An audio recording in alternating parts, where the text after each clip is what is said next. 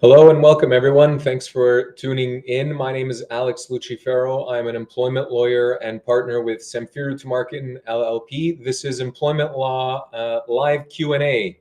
Once again, welcome. This is an opportunity over the next half hour to ask an employment lawyer any questions really you have with respect to your employment.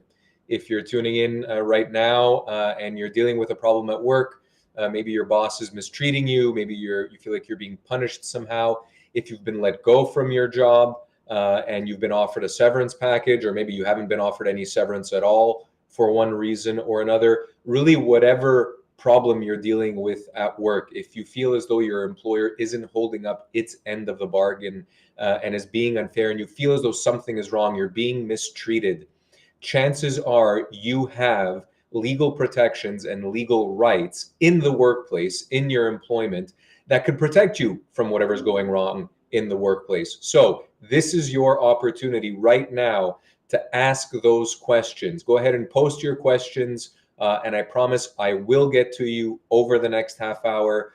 We do these live streams, of course, over the course of the week, and we get messages all the time thanking us for answering their questions or thanking us for pointing employees in the right direction. Please do not be shy, do not be bashful. There is no wrong question when it comes to employment law, and it's important to know what your rights and what your options are. I would even say, before you speak to your employer about the issues that you're having, before you raise any concerns with your employer, have a chat with an employment lawyer. Give us a call at the office, send us an email. Let's have a chat. Let's discuss strategy and figure out what the best approach is for you. And of course, those approaches need to be tailored to your particular circumstances.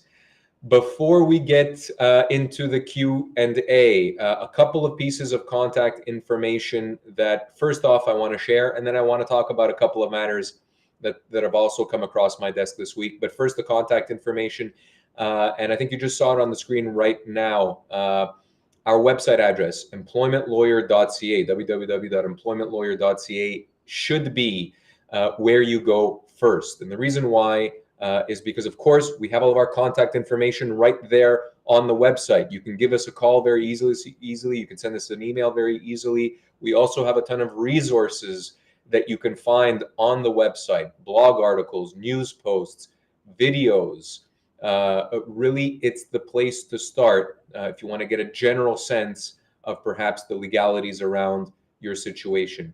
If you want to email us, our email address is help@employmentlawyer.ca. That's help@employmentlawyer.ca. It's on the screen right now. Don't be shy. Go ahead and send us an email. Give us a brief description of your situation, and I promise you someone will get back to you if you email us at that email address, and we can likely assist relatively easily.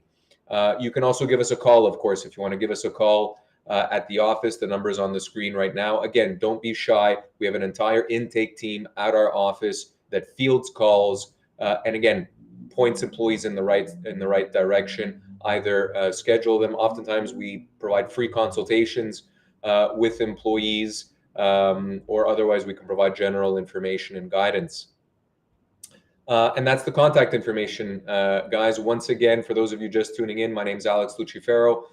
This is an employment law and as well disability insurance law Q&A. And actually, in that respect, Vic, I see your question here. It's a question related to long-term disability leave, which is excellent. I am also a disability insurance lawyer. And so again, for any of you watching, if you have a situation where perhaps you're on a medical leave and you're applying for disability benefits, whether short-term or long-term, maybe your employer is giving you a hard time in that respect. Maybe the insurance company is giving you a hard time with respect to disability benefits. Please go ahead and ask your question. More than happy to, more than capable of answering. Before I get to the questions, guys, and let's line some up, please go ahead and post your question, and I promise I will get to them over the course of the show.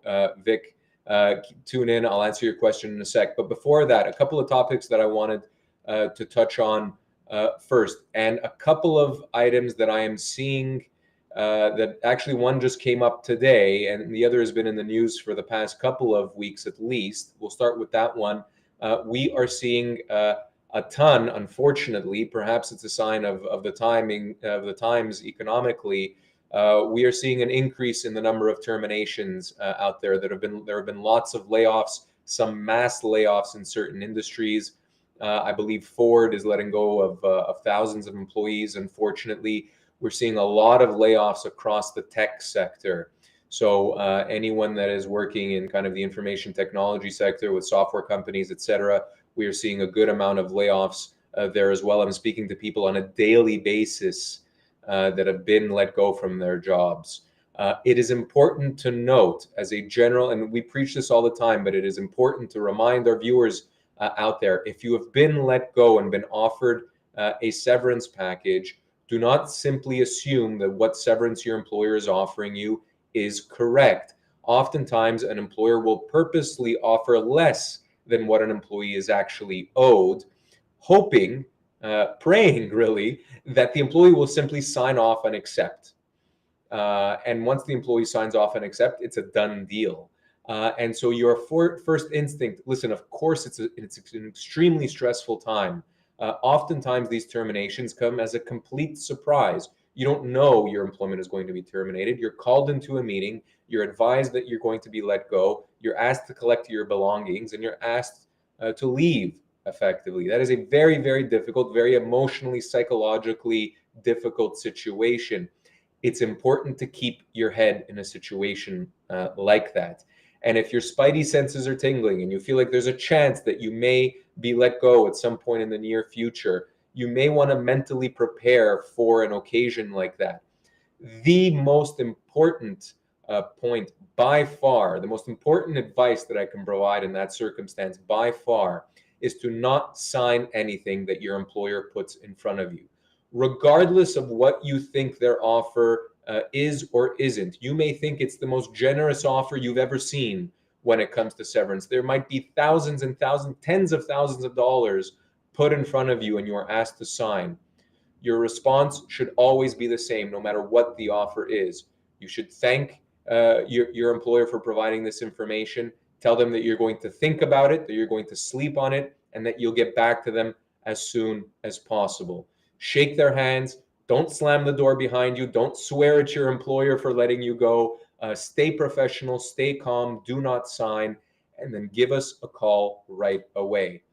It's important that you speak with an employment lawyer as soon as possible once you've been let go to make sure that you are being offered a fair compensation package. Again, I'll repeat, oftentimes we see severance offers that are severely, severely deficient. Even offers where the employee thinks that they're receiving a good offer, oftentimes those offers are severely deficient. Keep in mind, severance should be based on your age, position, and years of service. The older you are, the more senior your position within your employment, and the longer you've been with the same company, which effectively means the longer you've been, the longer you've been out of the job market, the greater your severance entitlements are going to be. They can be as much as 24 months, 2 years of pay for longer service, older employees. And so again, whatever you think their offer is, do not sign. And this leads actually to my second point. Someone in our firm today actually spoke with someone after the fact who had been terminated from their employment and effectively signed off on the severance offer, not on the spot, but the following day, the day after her termination. And she reached out to us and she asked if we can help at all. She subsequently found out that the offer she accepted was quite low. It was far less than what she was actually owed. And we had very difficult news for her, very difficult advice for her, which is that because she signed off on the severance offer and sent that documentation into her employer, it was a done deal. She had accepted the offer. And at that point in time, no employment lawyer in the world can help an employee get an increased severance package. The agreement is complete, and she is bound by what she signed. And so, again, it's a lesson for our listeners out there.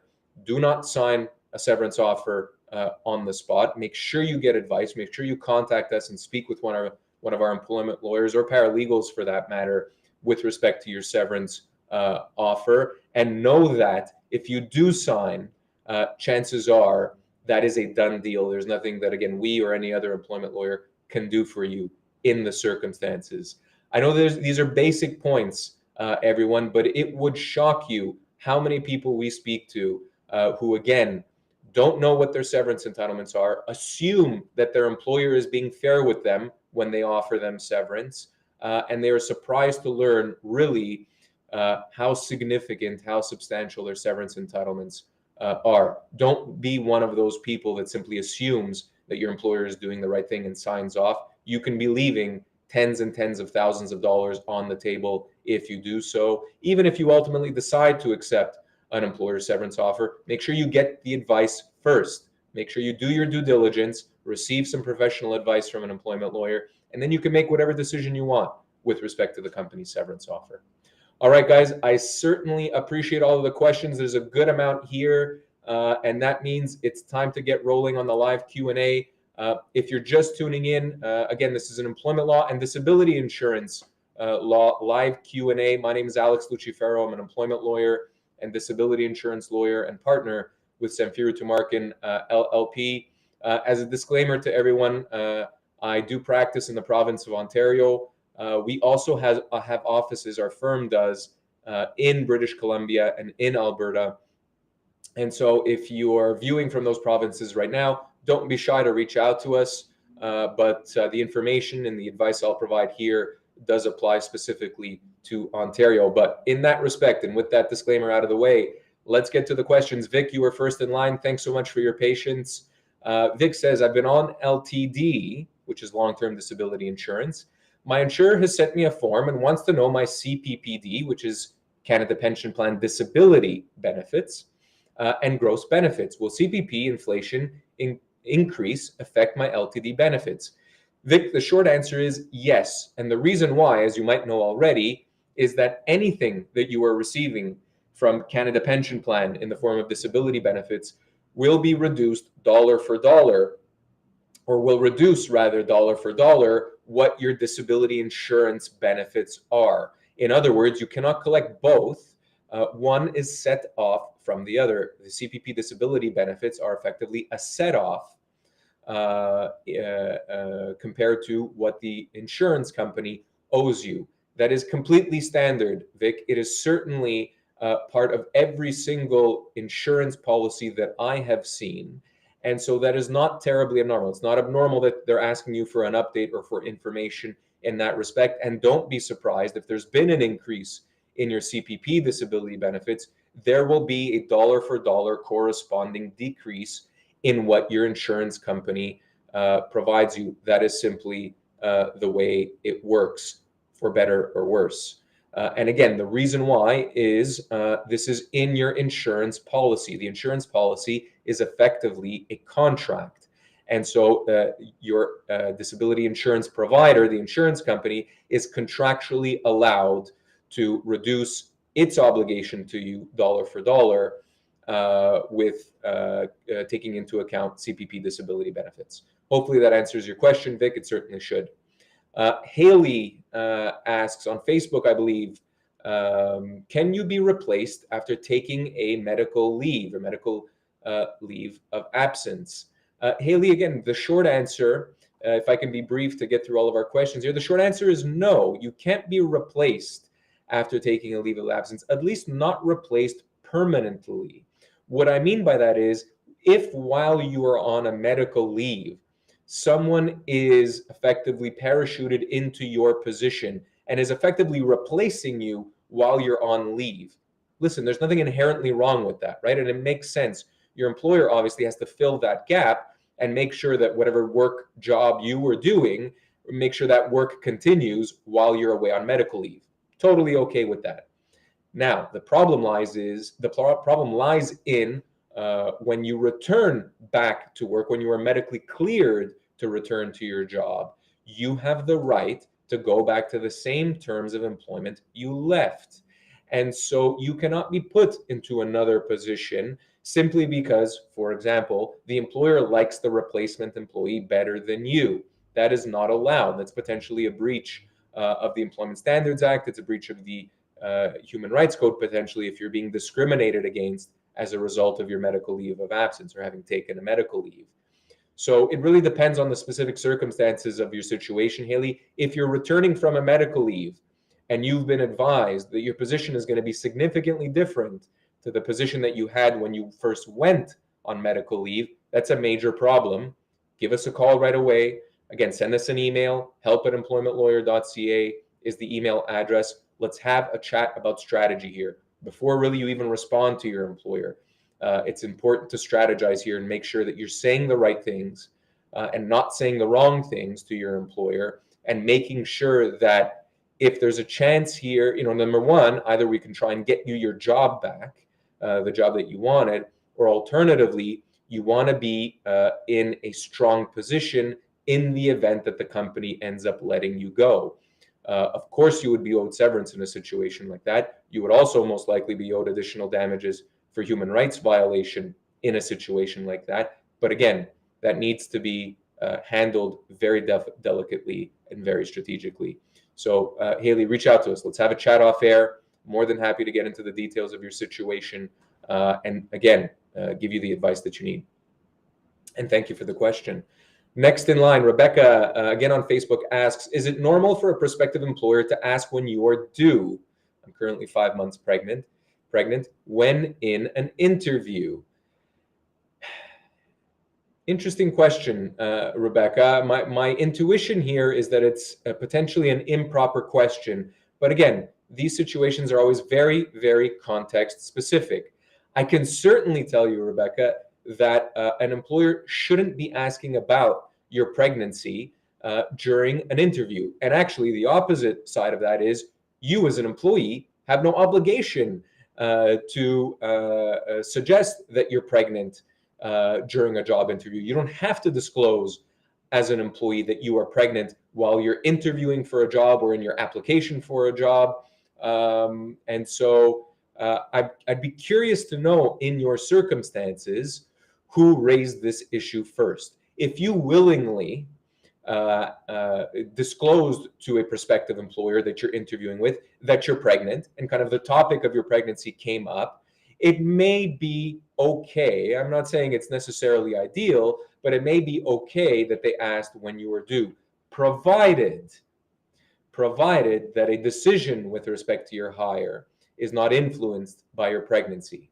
And of course, that's very difficult to say. And you would think that even subconsciously that might be a factor. However, it shouldn't be. Otherwise, that would be discrimination on the basis effectively of gender, or even potentially of kind of your health status. And so that is potentially a problem.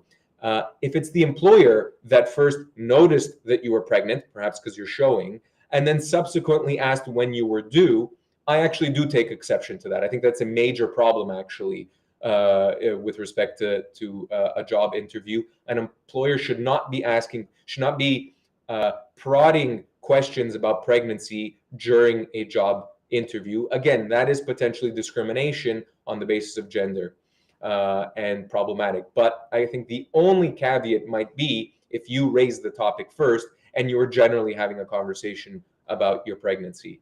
Hopefully that answers your question, Rebecca. Again, the devil's always in the details. And so if you're concerned, if you got kind of a bad feeling during that part of the interview process, and if you're concerned that you might not get the job, even in part because the topic of your pregnancy came up, contact us. Give us a call, send us an email. Let's have a quick chat about your matter. You may very well have recourse against the employer. That is, of course, if you haven't gotten the job. All right, Anna asks, Anna, thanks for your patience here. Anna says, I've switched internal positions multiple times with the same employer, full-time to part-time. For severance pay calculation, would I use the total years worked or the years in my current position? Anna, thank you for the question. You are using your total years worked, whether they were full-time or part-time or even casual potentially. It's the total years of service with the same employer that matter. Along the same lines, Anna, however, it might be important to note that the calculation of severance, what a week is worth or what a month is worth, is going to be based on your current earnings. And so if you are currently in a part-time position, And that is the position that you are in when you are let go. Your severance, of course, is going to be calculated on, as I just said, the total years of service, but also on the part-time earnings that you are earning right now. And so in that respect, it obviously won't reflect the full-time earnings that you were previously earning once upon a time. That is the way severance works. The calculation is made based on your earnings at the time of termination. And if you're currently in a part-time position and you're let go, that's what severance is going to be calculated on. But again, it will be those full years of service, not just the years in your current position. All right, Cherry Sykes asks, I was put on mental health leave from work after raising concerns of mine. They know I have a mental health disability. I worked for the company for 4 years. I raised a human rights complaint. Fair enough, Cherry. I'm not sure I see the question there. Listen, mental health, really regardless of whether it's a physical ailment or a mental ailment, those two things should not be treated differently. Number one, Cherry, you need the support of your doctor. You need to seek treatment for whatever ailments you have, mental or physical, and you need the support of your doctor in confirming that you're either unable to work or that you require specific accommodations in your workplace. And those are really the two forms of recourse that an employee has. You have the right to take a medical leave of absence, and you have a right to request accommodations in the workplace as a result of any disabilities. If your employer has mistreated you, Cherry, on any of those grounds, if they're giving you a hard time about your medical leave, if they're refusing to return you back to work once you're cleared to return back to work, if they're refusing to accommodate any issues you might have, that's where a human rights complaint comes up. The human rights process, if you're in Ontario, Cherry, or this might be generally true throughout Canada as well, is very particular. Oftentimes, I would say it's not necessarily the best venue to pursue your claim in. Cherry, if you haven't already, I'd suggest you reach out to us. Again, if you're in British Columbia or Alberta or Ontario, give us a call. Let's have a chat. There may be better avenues here by which to resolve your matter. There may be better forums by which to resolve your matter. Actually, oftentimes, without even filing a human rights complaint or legal action, we can oftentimes resolve even complicated matters by way of negotiations and discussion with an employer. Again, you have options, so don't be shy to reach out and have that conversation with us. All right, up next is Ralele. I'm sorry if I'm not pronouncing that correctly. On YouTube asks, I'm in hospitality and was terminated without cause shortly after I returned from mental leave. They offered me severance, but most of my income was tips. What sort of severance should I expect? Excellent question. I think your severance should reflect your total compensation. And so, effectively, the analysis here is, because you have been let go without cause and without reasonable notice, you have suffered a loss of income into the future. Part of that income, of course, probably the majority of that income, is those tips. And so you should be put in a place where you don't suffer that loss. And so, Ralele, your severance, number one, should be based on your age, position, and years of service, right? So the longer you've been with this company, the older you are, the more senior position, the more severance you're going to get. If you want to give me that information, I'd be happy to give you a sense of what your severance period might be. And I do believe that, again, your total compensation should be taken into consideration, including tips if you're in the hospitality sector. Again, it's the loss of opportunity to earn that income that is what you are pursuing as part of the severance period. And actually, I think that there could be no doubt about that. So hopefully that answers that question. All right, JR asks, what good advice for working out the situation where a currently unemployed person needs to file an appeal from a previous employer who is trying to receive unemployment benefits? Very simple, JR. File the appeal. And actually, you should have a good understanding of what exceptions they took, why they denied you your employment insurance, right? Make sure you really understand why. Is it a technical issue, right? Did you not file in time? Is there something procedurally that is missing? And try and address those things.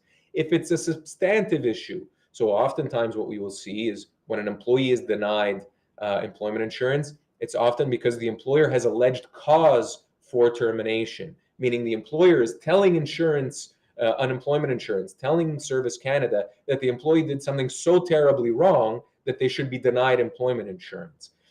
Then, JR, the question becomes, okay, well, what are the company's allegations and how can you prove them wrong, right? What evidence can you give to Service Canada or to employment insurance that can contradict what the company is saying about your end of employment? I actually had this situation just happen this morning, funnily enough, where a client of mine was initially denied employment insurance because the employer alleged that he was a terrible employee, in essence. And the employee was able to show some positive performance reviews, to show that there was nothing on his record as far as discipline goes. And on those bases, just with a couple of pieces of information, a couple of documents, he had his employment insurance decision overturned on appeal, JR, similar to your situation, and was successful in getting employment insurance. So sometimes it doesn't take much. You really need a fundamental understanding of why you've been denied employment insurance. I'll give you another example, JR, and you can let me know what the reason is if you wanna post it. We do have just a couple of minutes left, but happy to get to some follow-ups here. I've also seen most recently employees denied employment insurance based on their vaccination status. So they've been either put on on unpaid leave rather, or they've been terminated from their employment and refused employment insurance because they refused to follow a vaccination policy. They either refused to disclose their vaccination status or they were unvaccinated.